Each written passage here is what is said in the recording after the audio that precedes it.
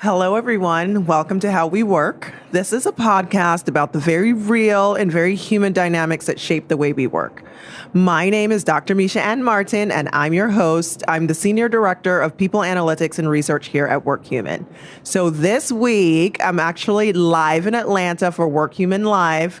Sorry if you're not here. It's a blast, and I cannot wait to speak to our fabulous guest today. So our guest today is the creator of the Anti-Racism Fight Club. It's a no-nonsense, high-energy, interactive workshop designed to end racism in workplaces and communities throughout the globe. I've been through it. It's really impressive. So he promises that in these workshops, punches won't be thrown, but the truth might knock you out. And I've been there. He's not lying. So I'd like all of our listeners to please welcome Doyin Richards.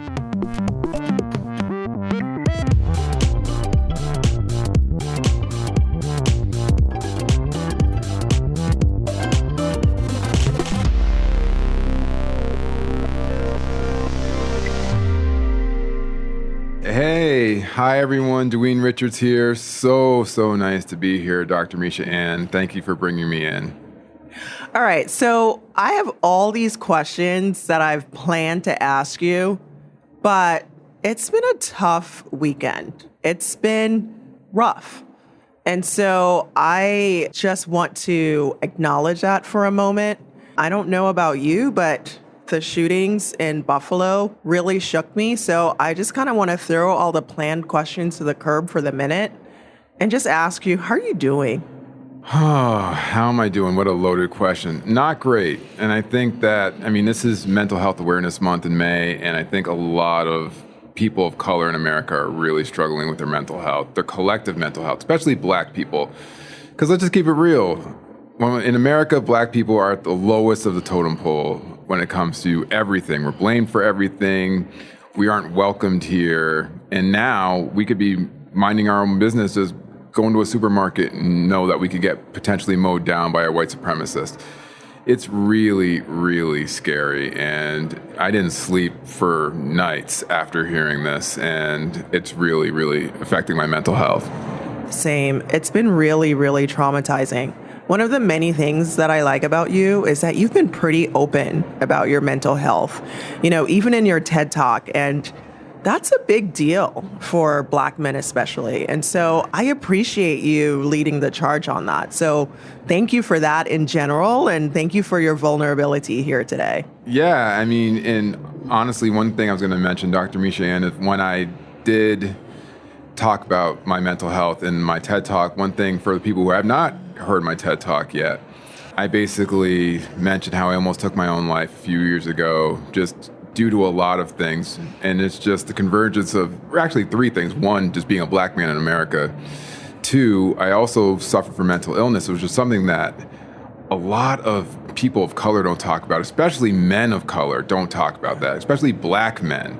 How many Black men would get on and say, hey, I suffer from mental illness?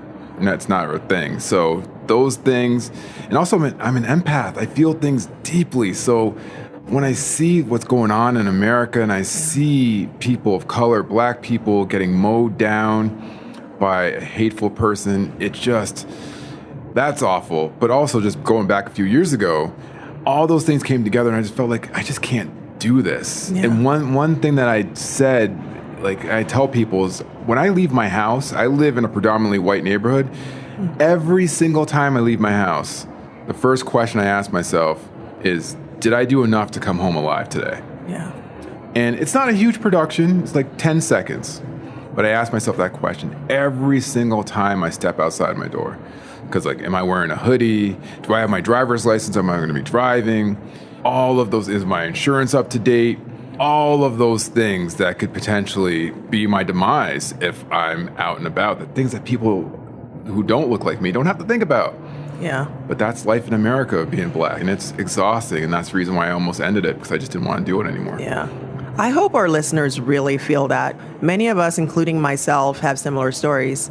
I recently moved from Tennessee to Austin, And Austin decided to start this new thing where if you're a new or new again resident, you have to make an appointment to get your tags up to date.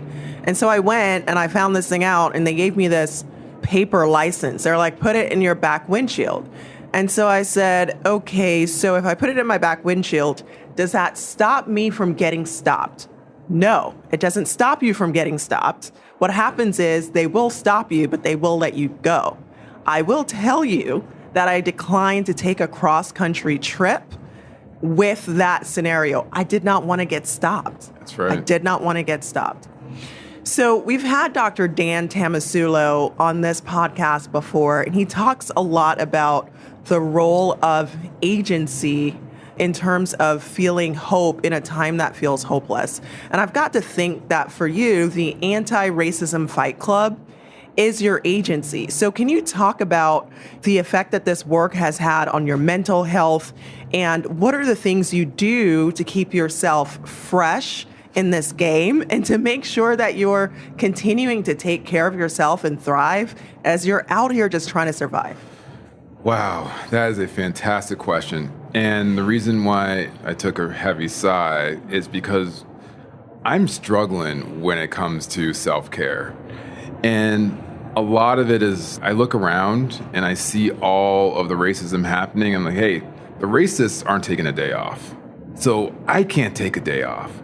But the thing is, I'm a team of one, so I don't have like assistants and everything. It's like Jay-Z said, like, like I said, like I'm not a businessman, I'm a business man.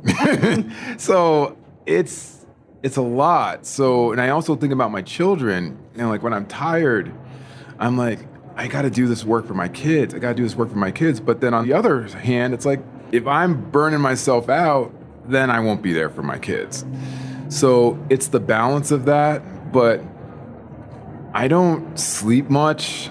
I don't do a ton of self-care, but I just do this because I'm just so focused on trying to change the world. And I feel like the analogy I use, it's like emptying the ocean with a spoon. Mm-hmm. It's just like I'm there with my spoon and not a whole hell of a lot's getting done, but really what I need are more people with spoons to come help me. And that's really what I'm trying to do with the Anti-Racism Fight Club. Oh, I love this. Let's get some more people with spoons. So let's talk about this work. Yeah. So for those of you listening who do not know you or your work, mm-hmm. they probably have this notion of diversity training and what that looks like. Mm-hmm. It's probably different from what the Anti-Racism Fight Club is, because you take this notion of traditional diversity training and you punch it in the mouth, metaphorically, so to speak. We don't endorse violence, but we're speaking in metaphors over here. Mm. On your site, you describe it as no nonsense, and you say no punches are thrown, which is true, but you also don't pull punches either. Right. So where did you draw this inspiration for this particular style that you call the Anti-Racism Fight Club, and this relentlessly honest approach that informs it? Yeah, so it really just comes down to the fact, like when you're exercising, sometimes you go to the gym and you see people just like barely exercising and they think they're doing something. And it's like, That's me. Don't talk about me like that. But it's like, you got to push yourself and you got to be uncomfortable when you're building any type of muscle, whether it's an emotional muscle, a physical muscle, a mental muscle. You have to push yourself and you have to get uncomfortable. And when I looked around at a lot of DEI trainings, a lot of them were just that. Like, oh, let's just talk about it in like nice platitudes and just not make anyone uncomfortable. And I will tell you a very quick story of a company, which I will not name, cannot name this company. I'm not going to slay the company. But it's not us. It's not you. Thank No. God. Workhuman, I mentioned this. Workhuman is by far my favorite client of all time. We love to hear it. Love Workhuman. But this is a company that you've all heard of, Fortune 500 company. So we have a 1 in 500 chance in guessing what this company is. Huge company, everyone's heard of it. So I did a pilot session with them, and then the lady was like, oh, Doyin, you just made everyone really uncomfortable. So I don't think we can move forward with you.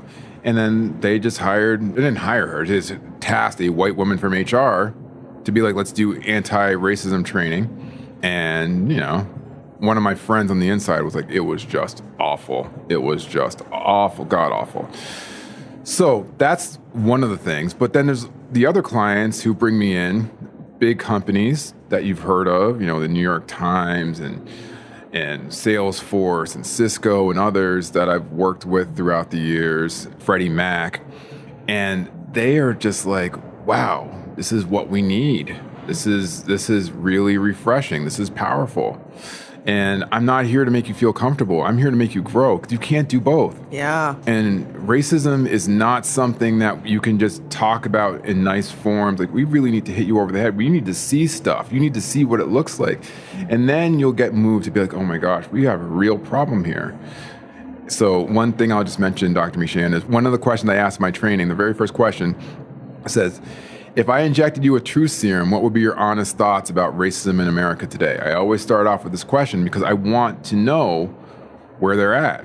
The first answer is like, it's really bad. We need to prioritize anti-racism action now. The second answer is like, it's bad, but there's other things just as bad. Third one is, I don't know. And then the fourth one is, I wish we could just stop talking about it. And by answering that question, I find out like, ooh, okay, I know where you all are at. And then my job is to help to change and shape hearts and minds over this, which is not easy, but it's the work I do. Yeah, for sure. It's not easy at all. So you said in your TED Talk that being quietly non-racist is not helpful. And I like that phrase, so I want to talk about that a little bit. Being racist is often confrontational and uncomfortable, you said. Anti-racist. Anti-racist. I'm sorry. I'm so glad you correct. I don't want anybody getting the wrong idea. Okay. So you're asking people to get comfortable with that. Can you talk a little bit more about that and about how people can practice that? Yeah, I think so often people want to view it as, I don't want to rock the boat. I don't want to upset. What will my coworkers think? What will my family think? What will my friends think? And all that stuff. But what about what it's like for your colleagues or people of color, people who you are around every day, who have to deal with this, whether we like it or not? And my thing is like, hey, white people, you don't have to show up. I tell you don't have to show up. That's the thing about this. This is a privilege you have. You do not have to show up to this fight. You could go through my training and be like, wow, Doyin, that was really good. Really good. Anyway, anyone do the Wordle today? What's going on in Wordle? And do that, And it's like, that doesn't move the needle. So I'm saying like, hey, you can't be quietly not racist. You know what that helps? That helps the racist. Because let's just go back throughout history, whether it's slavery, Jim Crow laws, internment of the Japanese Americans. The one thing that all those things have in common, when they ended, it wasn't because the people of color were like yelling, please stop it, please stop it, please stop it. It happened because enough good white people said, we need this to stop. And that's the thing that happens right now. In order for these things to stop, we need good white people to get off their rear ends and be like, okay, we need to fight to make this happen. Because quite honestly, you and I could be as great as we are in our jobs. We are relatively powerless when it comes to truly making change directly. That's why we need to influence as many good white people as possible to make those changes. And that's what I'm trying to do. And that's why I'm trying to tell them, like, you cannot sit on the sidelines. There's too much at stake here. And they will come for you if they'll come for you eventually if you just sit there and do nothing. So you need to step up and be proactive. I have white friends who have been silent about the shootings of this past weekend, and it hurts, to be honest. And I can only hope that they listen to this podcast. Well, I will tell you one thing. I don't know who these white friends are, but I'll tell you one thing quickly is if they have children and they honestly don't think like, oh, I've seen so many white people like, oh, that would never, my son would never do that. Oh, really? You need to wake up, because I'm telling you, little Connor could be he could be playing Roblox, he could be on TikTok, he could be on. These people are out there recruiting, and they will find them and they will indoctrinate them, and before you know it, they could be on a point of no return. So it's very important to get on top of your kids, make sure you monitor their online content, their online usage to ensure that these things don't happen. But a lot of white people are kind of just like, it would never happen to me. Oh, it could happen to you. It's a really good point. How do you suggest people broach this conversation with their kids? The Buffalo conversation? Any conversation about racism, inclusive of what happened in Buffalo. Yeah, I think it really comes down to just making sure that these kids look around and see like, hey, we live in a diverse world. And really, not to sound like a hippie, because I'm a Massachusetts hippie, that's where I'm from. Western Massachusetts, not Boston, not the big city now, Western Massachusetts. And to sound like running the risk of sounding like a hippie, I feel like everything that we do falls into one of two categories, love and fear. Whether it's brushing your teeth in the morning or coming to this wonderful conference, everything that you do is based on one of those two emotions. And I feel like fear is the prevalent emotion when we talk about white supremacists, is that they're afraid of being replaced. They're afraid of all of these things, right? So my thing is we need to make sure our kids understand that people who look like us should not be feared. We should not be treated worse. It just understand that we're just like you. We have the same hopes, dreams, and fears. And when we teach our kids that people like us are normal and we're safe and we're not dangerous, then these kids will learn to be like, okay, this is cool. Like I don't want to be racist. I don't want to be against these people. One other thing too, Mishan, I will mention is now this is a hot take that some of you hot take, we like it. Okay, this is a hot take that some of y'all may not like out there, but I will share it. Not some, not many, not most, but every single major human rights atrocity on this land was committed by white people. Every single major human rights atrocity. Let's go through them. Genocide of the Native Americans, slavery, Jim Crow laws, internment of the Japanese Americans, all colonialism. All that. Tulsa. We can even make it a little bit more contemporary. Well, let's do that. What about January 6th? Let's talk about voter suppression in black and brown communities. The one thing that all those things have in common are white people. Now, that's the bad news. Now, here's the good news. If white families teach little Ainsley or little Chloe or little Connor that, hey, these things are happening, these kids are not going to be ashamed of being white. That's not a thing. Like, oh my gosh, we're ashamed of being... No. What they're going to say is like, hey, this is awful. I am going to do everything in my power to ensure that I never grow up to be like those people. Never. But the thing is, there's lots of white people who don't want that to happen. They love the status quo. They love the white supremacy stuff. So they'll say stuff that's palatable, like, I don't want my kids to be ashamed of being white. But really what they're saying is, I love white supremacy. I love the way things are right now, and I'm going to fight for it because they're afraid. They are afraid that if you give more of the pie to people who look like you and me, there'll be less for them, and that's not a thing. It's actually the opposite would happen. If you empower people of color to give us more, then there'll be more for you because the economy will be stronger, your communities will be stronger, people will be happier, and everything would grow. So there's that. So this feels an appropriate point in this conversation to introduce a word that I personally like. And the word has fortunately been coming up a lot. I'll say what the word is now. That word is gaslighting. And I say fortunately because I think there is power to naming something damaging that's happening. It makes you feel more like, okay, this is a thing. So gaslighting.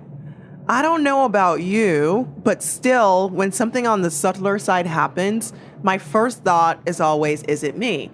And I wonder how much of that is internal or how much of that is internalized. Like my well-meaning neighbors going, oh, no. This wasn't what happened. Maybe it was this other thing or that other thing. No. You weren't profiled. Not in this really nice neighborhood with Black Lives Matter signs everywhere. So do you ever suffer from that whole is it me complex? And how do we get out of that mindset as people of color? I always analyze the source. That's the first thing I do. What's the source? And using your Black Lives Matter sign thing, it's like, okay, so if you have Black Lives Matter signs in your yard, but you're voting against affordable housing in your neighborhoods and you're voting against anti-racism training in your schools or your workplace, are you really as anti-racist as you think you are? One thing that I notice about allyship is a performative. And if you, and a lot of, not a lot, but many white people, I guess a lot and many are pretty much the same thing, but I've come across, they say things around allyship or like, hey, I really want to be a good white person. That's their main motivation. It's not about helping people like you or me. It's about putting on the performance of like, I want people to view me as a good person, Facts. a good white person. So, and the thing is, it's like that, like people like you and me can see through them. It's like, hey, if you are all about, oh, I got a Black Lives Matter sign. Oh, George Floyd, oh my gosh, the 2-year anniversary is coming up, and posting on social media about it. It's all about like, look at me. I'm not like those other white people. I'm a good white person. But really, what are they doing behind the scenes? It's like, I'm a basketball guy. I played basketball in college. And it's like, people are showing up for the games and having all the people cheer for them, but the real ballers are the ones that are working at 4 o'clock in the morning when nobody's looking. They're practicing, they're lifting weights, they're doing all that stuff. That's what a real ally is like. The ones who are doing it not for the shine, but doing it to help their team in that analogy or their communities or workplaces. Wow. Yeah, that's that's a lot of facts. So I appreciate that answer. So I want to go back to something you started talking about at the beginning of this conversation. So you were talking about the things you have to do to make sure you return home, right? Like you've talked about the checklist that you adhere to, the microaggressions that pile up. And we've talked a little bit about other people dismissing things that happen to you. But can you talk a little bit more about this idea of assimilating? That's something I personally struggle with a lot. So I want to talk about how we collectively challenge this pressure to assimilate and fit in, specifically in the workplace. This is a really good question, Dr. Misha. One thing that I struggled with, I actually talked about this on my LinkedIn profile. I know this is not a visual medium, but I'll just tell you, I have a goatee right now, and I've had it for about 2 months now. But for 99.9% of my life, I didn't have one because I was afraid of what my clients would think of me coming in. Now, some people will be like, oh, it's ridiculous. Is it though? Because that's gaslighting. It is gaslighting. They're like, oh, come on, it's your face and all that stuff. It's like, look, as a black woman having natural hair, what that's like, and as far as assimilation is concerned, but I felt really uncomfortable with it. But one day I said, screw it. I'm gonna let this thing grow out. I'm going to a conference. I'm gonna keynote this speech and I'm gonna rock it. And I went there, I did my speech, I got a standing ovation. Things were beautiful. And then I sat down and backstage, I was like, wow, I'm so proud of myself for doing this. But people don't realize how difficult that was for me to do. And a lot of people, maybe white people, are like, it's a big deal, man. Like, someday I want to have a beard, someday I don't want to have a beard. That's a wonderful privilege to have. I don't have that. It took every single piece of strength I had to get on that stage with a goatee and do that. And a lot of times, the things, and I mentioned this in my TED Talk, the amount of things that I have to do under the guise of making white people feel comfortable is just soul destroying. Like I mentioned in my TED Talk, sometimes when I see a white woman in a parking garage and it's just me and her, I'm whistling Frozen songs just so she knows like I'm not a threat. Like I have children at home. Like I'm not going to assault you. And it just gets so exhausting and soul destroying. So, yeah. I saw that LinkedIn post, by the way. So thank you for shedding light on that, because you're right. Like a lot of us do think about that. The last time that I was in the job market was during COVID, and I was terrified taking interviews with my natural hair. I like big, bold prints. I think about that a lot. Like, how are people going to see me when I show up in bright orange? So, yeah, it is something that we. So, how did you manage? I know that you're interviewing me, but I'm just so curious. So, how did you handle that? It's an interesting thing. Like, out of challenge and out of necessity comes strength. And so, to be really honest with you, if it wasn't for COVID and feeling like Oh, my hairdresser is a nurse. It's a terrible idea to have her all up in my face right now while she's working on the COVID ward. Without that challenge, my natural hair would have never have happened.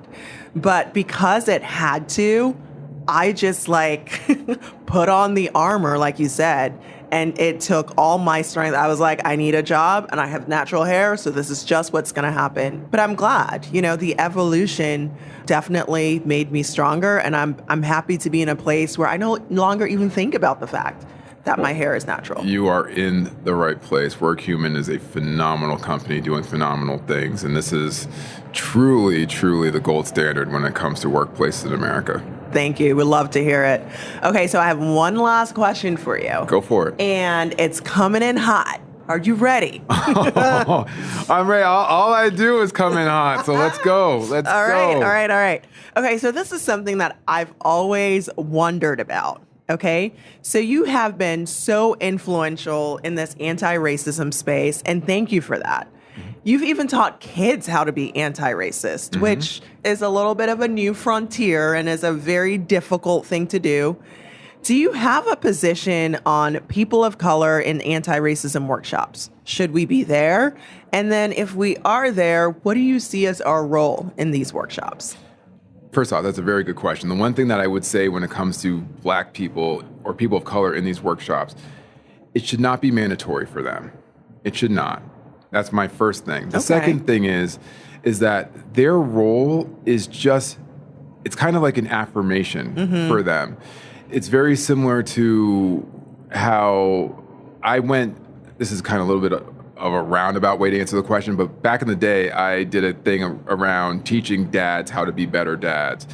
And sometimes moms would sit in. Now, do the moms have to be there? No.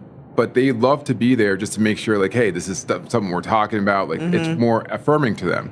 Similar to people of color. It's just hey, we don't have to be here, but we want to affirm. A lot of head nods, yep.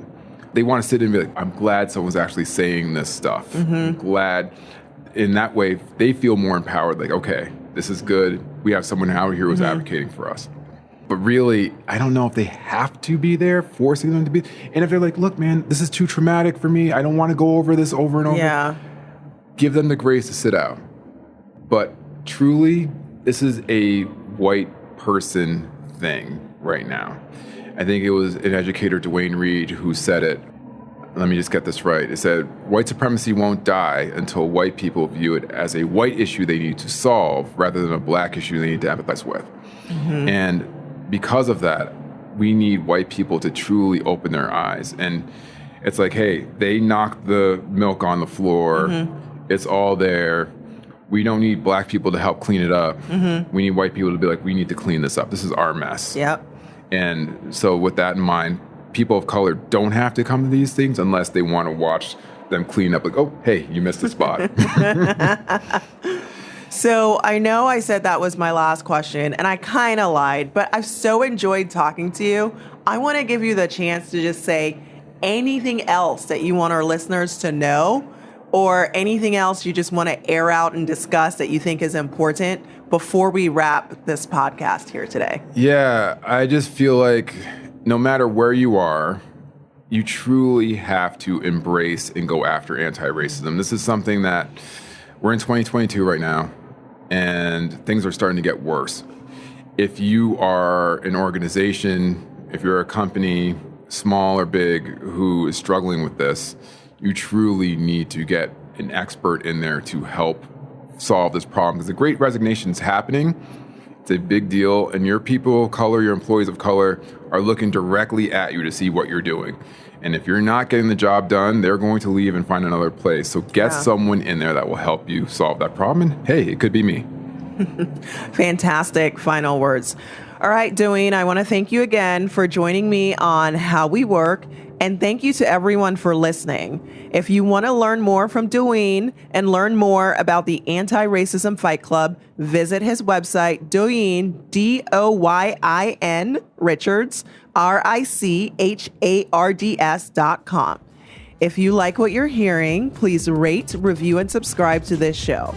For more stories, insights, and videos about how we work, follow us on all social channels at Workhuman and subscribe to our newsletter in the show notes. This episode of How We Work was hosted by me, Dr. Misha Ann Martin, and produced by Mike Lovett, and edited and mixed by Rob Valois. We will see you with a new episode in a few weeks. Thank you.